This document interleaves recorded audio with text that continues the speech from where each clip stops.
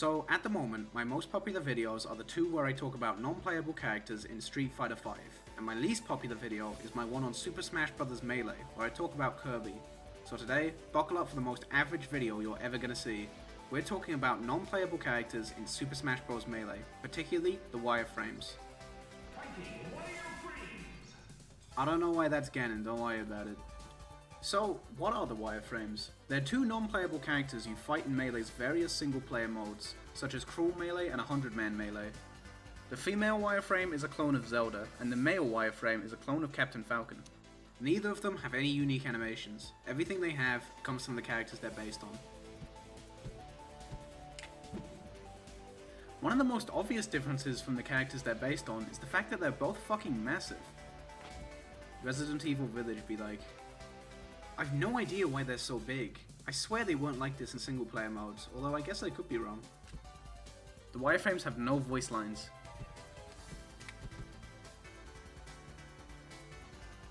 They also can't charge smash attacks. This is like how smash attacks worked in Smash 64. Okay, so there's one attribute that both the wireframe characters share that I find incredibly interesting. Let's talk about jump squats. For people not familiar with Melee, think of jump squat like pre-jump frames. When you press jump, your character goes into jump squat, and if you let go of jump during jump squat, then your character does a short hop. Otherwise they do a full hop. Faster jump squats are generally better. The faster your jump squat is, the faster your wave dash is, alongside various out of shield options, because you can jump out of shield. Fox, Ice Climbers, Kirby, Pichu, Pikachu, Samus, and Sheik all have 3-frame jump squats. Captain Falcon, Dr. Mario, Mario, Luigi, Marth, Mr. Game & Watch, Ness, and Young Link all have 4-frame jump squats. Falco, Mewtwo, Jigglypuff, Peach, Roy, and Yoshi all have 5-frame jump squats. Everyone I play has a 5-frame jump squat, which is nice. It means I don't have to practice different wave dash timings. Link, Ganondorf, and Zelda have 6-frame jump squats. Bowser is the only character in the game with an 8-frame jump squat. This is obviously terrible, and it's funny because Giga Bowser has a 6-frame jump squat. So, why did I go on a little tangent about jump squats? Well, the reason why is because the wireframes both have 7-frame jump squats. That might not seem like a big deal, but I find that so cool. I always thought that they just skipped 7 completely to make Bowser an even shittier character than he already was. But truth is, there was a 7-frame character all along. They were just non-playable, so no one really knew. Even Smash Wiki has this wrong. I think they have it down as 6 frames. Keep in mind that while it's quite novel, there's nothing good about having a 7-frame jump squat. A slower jump squat just means less access to your air options, a worse out of shield game, and a slower wave dash. Bowser's 8-frame jump squat is one of the biggest reasons that he's the worst character in the game, and he can somewhat compensate for the out of shield part with his up B.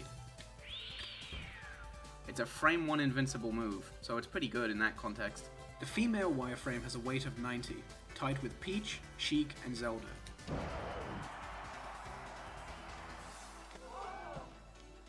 The male wireframe has a weight of 100, the same as Dr. Mario, Luigi, and Mario in the NTSC version.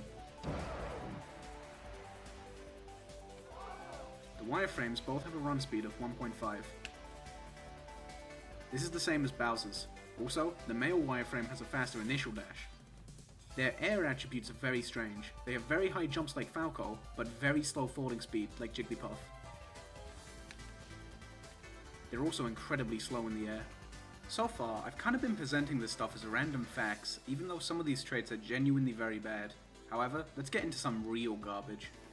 Okay, let's talk about some more attribute stuff. When characters land in Melee, they still have some built-in landing lag, even if they're not doing a move. Most characters have 4 frames, Pichu has 2 frames, some heavier characters have 5 frames, and Bowser has 6 frames, cause fuck Bowser. The wireframes have a whopping 15 frames of landing lag. As soon as I touch the ground, there'll be a graphic effect, and once I do, I'll hold down shield and advance frames.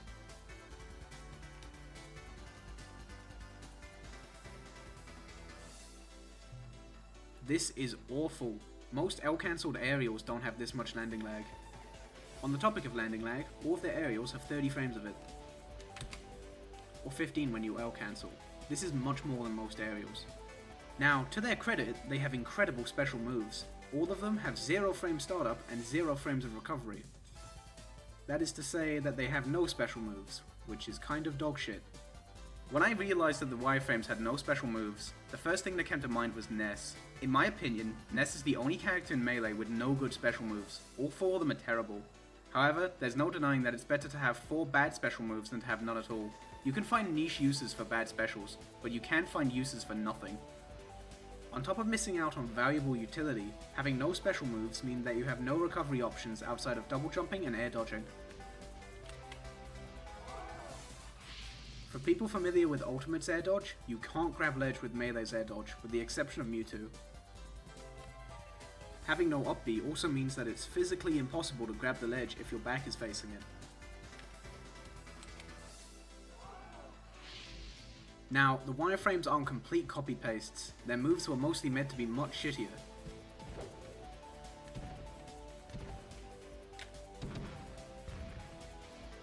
Much shittier. They do have some moves that will eventually kill, but overall, they're significantly weaker than the characters they're based on. You can get some nice looking combos because of how little knockback their moves have. But they don't do crazy damage.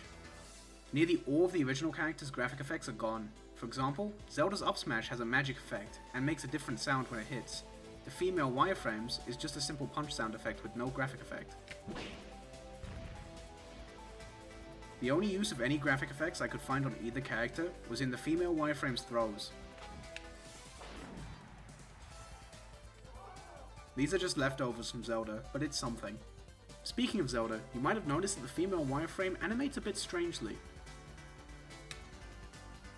They seem very stiff and strange. This is because Zelda wears a dress, which covers up her legs, and because of that, Zelda's legs are animated quite strangely in some places. Zelda's dress covers this up, but for the Wireframe, everything's on show. One last very peculiar attribute of the Wireframes I want to talk about before I go on to more moves, is that when their shield breaks, they get launched unusually high.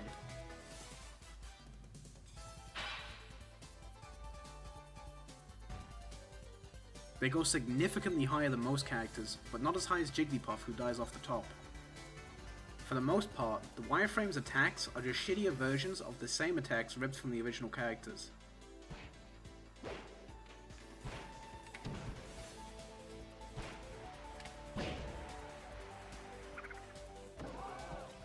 Now, while most of the Wireframe attacks are just shittier versions of the moves taken from the original characters, there are a few kinda unique moves. I'm going to go over them now.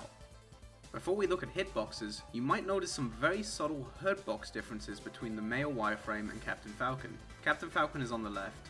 The purple hurtboxes are hurtboxes that can't be grabbed. As you can see, the Wireframe has none. The Wireframe also has a differently shaped head and much thicker shins. The hurtboxes on the female Wireframe are kinda strange though. First off, the thigh hurtboxes are significantly thicker.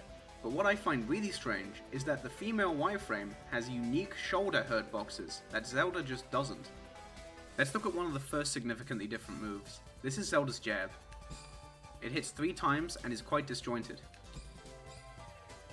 And here's the female Wireframe's jab. It only hits once, and as you can see, the disjoint is gone. It's been attached to her waist, which is quite strange. The female Wireframe's forward air and back air don't have the sweet spot that Zelda does.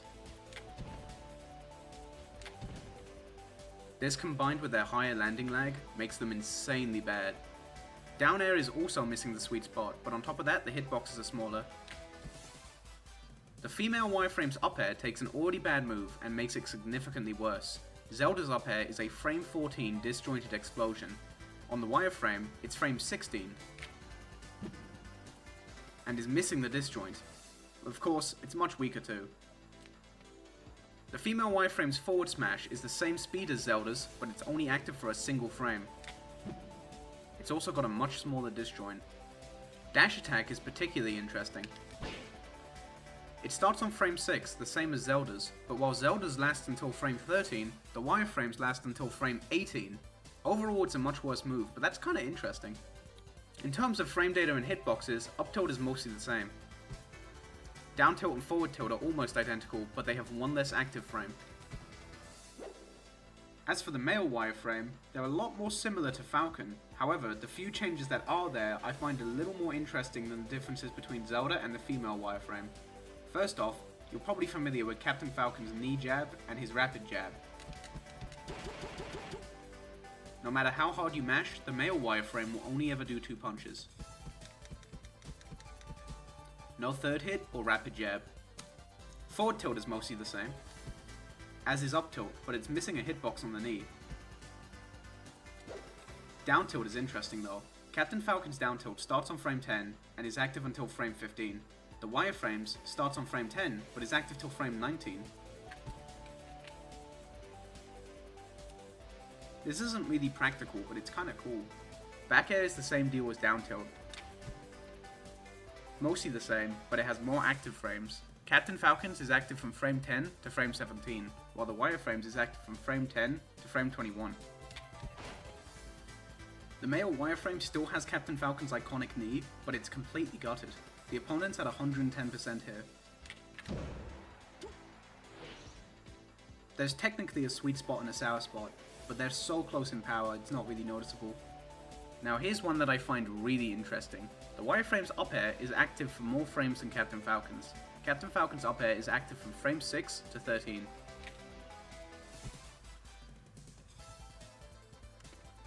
The hitbox is like a 180 above him. The wireframe's on the other hand is active from frame 6 to frame 16. It covers an absolutely massive range. Captain Falcon would kill for this. So yeah, those are the wireframes. They certainly don't compare to anyone else in the cast. They're both worse than Bowser for sure. They're just very, very bare bones characters that you can tell were never intended to be played. That said, like Peter and 2P, they're both kinda interesting, and it's nice to see them in action.